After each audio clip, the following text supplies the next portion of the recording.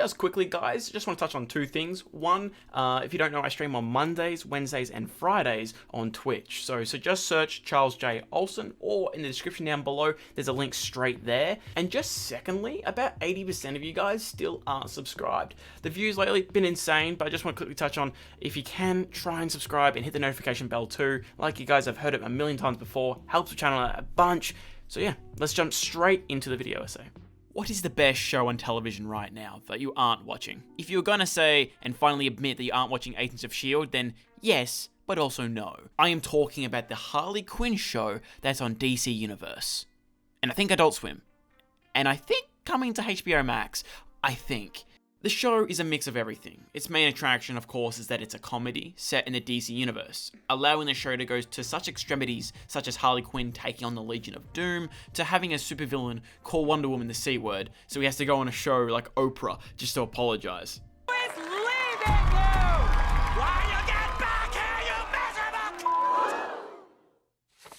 Or also having one of its main cast members dealing with trying to impress Tim Burton with a kick-ass solo that impresses him enough that he hires him for his next feature film. Holy shit, this show is just nuts. But I guess the most interesting question about the show is, why the hell does no one watch it? Well, I guess it goes back to my opener about the show. Where is it airing? Oh, DC Universe. Wait, what's that? Is that available in my country? What's even on DC Universe? Oh, HBO, that comes to my country next year, doesn't it? See the issue? It's caught in the crossfire of not being the next big live-action Teen Titans TV show or as good as Doom Patrol, and the case of, wait, where the fuck do I watch the damn show? But that doesn't even get us started on all the shit this show has going against it. Its initial pitch was Deadpool, but with Harley Quinn and DC characters. For starters, ew, that just sounds so cliche and tacky. Deadpool began to overstay his welcome a few years ago when everything became meta humor. Harley nearly got to that point too where she was the star of the next big DCEU film and everything animated was about her, with movies and other movies and TV shows and games, with nothing new really being added to her character of interest.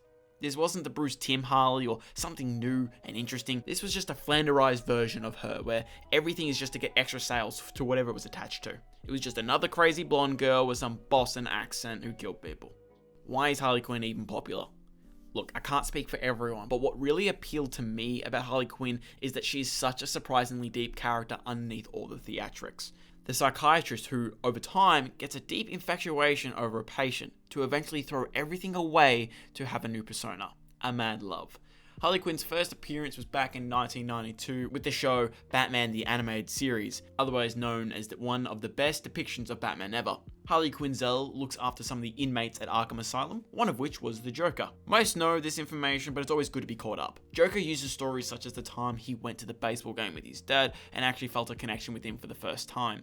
Joker used these stories of trauma to get Quinzel just to feel empathy for him. What most great Harley Quinn stories have is that battle for her identity, that self-discovery. Not many characters get that freedom that she has. Batman can't just test out killing people and just go, yeah, not for me, fam. Films like Birds of Prey explore this side of her perfectly. A story where her and the Joker break up, and it's all about finding her place in the criminal stepladder. So back to the pitch. So you now have a Harley Quinn show. It's DC's Deadpool, with a Big Bang star Hayley Kiyoko voicing the titular character. The second time a star from that show has voiced the character, which is kind of a neat fact. What I'm trying to preface here is that this show has no right to be good, or just even watchable. But watch the first 30 seconds of the show and I generally just had a good fucking laugh. My fellow whites, let's raise a glass to this pyramid of money, the foundation of which was built upon our favorite pastime. Fucking the poor! I don't know if it was just that I was caught off guard, but this is just way too funny. And to open your brand new show and set this big of a first impression was just amazing. But what you will notice nearly right off the bat is the constant swearing. And for a lot of people, that will be a deal breaker. Not because people who watch shows like this swore an oath to the Catholic Church, no. It just can be come across as needlessly edgy, which Titan Season 1 was infamous for, the whole fuck Batman thing. All I ask of you is if you find a way to watch the show, get past this small hurdle. This opening sequence swings huge, and not everything lands. Harley swearing every 6 seconds over time becomes the show's charm, and it fits the scenery and character. Because what you don't expect, and for sure I didn't, is the show to turn down a rabbit hole of deep plot and character-driven storylines. For starters, let's talk about Season 1. The plot is very loosely about Harley Quinn being taken seriously. She is sick of being deemed just a sidekick to Joker, which the show makes very clear is more than just being a villain. The show uses this to say that she wants to be her own person, have her own identity, and uses the world of DC to have being in the Legion of Doom be equated to her having self-worth. The amount of exploration the show does around this topic is actually fucking nuts, I'm telling you. A show that's pitched as DC's Deadpool has such amazing character work. On paper, I should hate everything about this show. And I tell my friends, and they're like, mate, that sounds kind of dumb. Dude, why would I watch a show where my favorite characters are treated like baffling idiots? Like Gordon being a drunk and horrible cop. And it's just so hard to explain, but I'm gonna try my best anyways. Shit like when Aquaman storms the Legion of Doom and a huge fight takes place, Harley uses Aquaman's immense strength to damage the fish tank, letting out all the fish.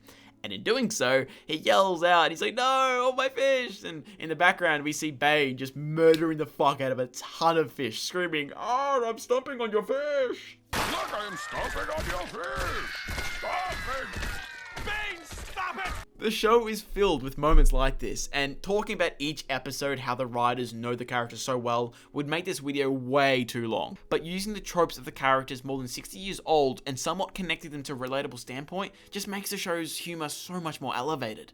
Going back to Harley, Season 1 is just insane. Season 2 is even better, I think, but just staying on track with this, having Harley be built up for the most of Season 1, showing her vulnerabilities and the resilience she has for her team is so key. Having moments where key members of her team are in trouble then brings weight to key moments where the writers can go for a big swing. Minor spoilers here, but when Harley eventually does relapse and goes back to the Joker, it's actually handled amazingly. Everything here has so much subtlety and great storytelling. The funny part is it literally handles everything about abuse and toxic relationships better than 13 Reasons Why, and makes a much greater comment on it, which I find just fucking hilarious. Comparing 4 seasons of a show with its whole cast of characters, achieving less than Harley Quinn when she only has 13 so far, and this is all without key players like Batman not needing to play a big role. When he is in it, he's funny, he's hilarious. Some of the best humor in the show is the banter between Alfred and Bruce. But one of the biggest surprises this season was how good Poison Ivy is. This is an editor's note after finishing the first draft of the script. Poison Ivy has to be one of the best characters in the show. At first, I thought, it was going to be another throwaway villain where, just kind of like a boring thing. Let's just see how, they do it in the relationship between her and Harley. But honestly, the dynamic between her and Harley is just Kino shit. Now, Season 2 does everything that Season 1 did, but just turns it up to 11. The show decides to take way more on board, which is just insane. The first 4 episodes, which when they came out, seemed to be a bit like the villain of the week formula, but as a whole, like at the end of the season, it fits quite nicely. It takes that villain of the week type situation, but really shines a light on some of the villains that are just always entertaining. It's just so fucking weird to say that some of the adaptations in the show have been the best of these characters in years. The fact that we have one of the best Riddler adaptations is just funny to me. Jim Rash just fucking owns the Riddler.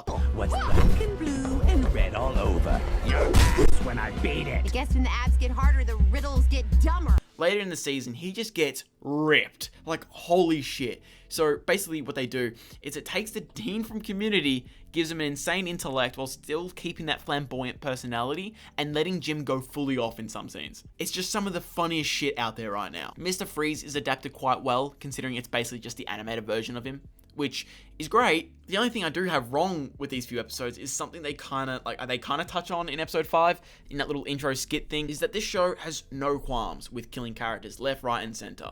The villains are just free reign to do whatever. Like, I'll spoil this one because he's barely in the show, but Scarecrow just gets capped off in season 1. He was seriously funny, and in the few short scenes he was in, the sweet little British accent he does was quite nice. It was just really enjoyable, and for no reason, the show just kills him off. I don't know, this is just one pet peeve of mine. Killing villains is one of the least favorite things that comic book films do. Like, Birds of Prey, the biggest issue for me was the ending handling with Black Mask. Really? You blow him up? So I won't say who else dies in the show, but I think the show is a bit too liberal with how it deals with killing off antagonists. Alright, now I've been talking about Season 2, and we're getting quite near the end of the video, but I haven't talked about the biggest and best Chad of the entire show, and that's Kite Man. That's right, Kite Man.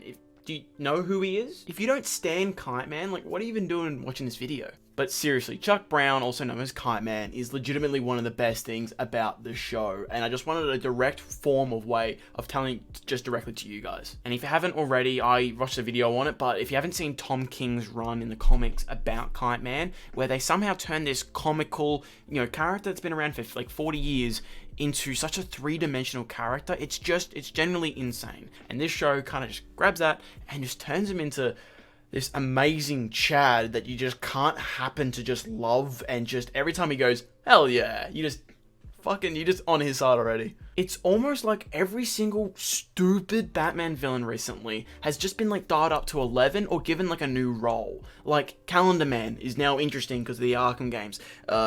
Clock King on the CW shows is now like a compelling character with a backstory, and he's like maniacal and all that kind of stuff. In the show, Condiment King is like Kite Man's biggest rival. And like the fact that I now know who Kite Man is and think he's a Chad, like that's just insane.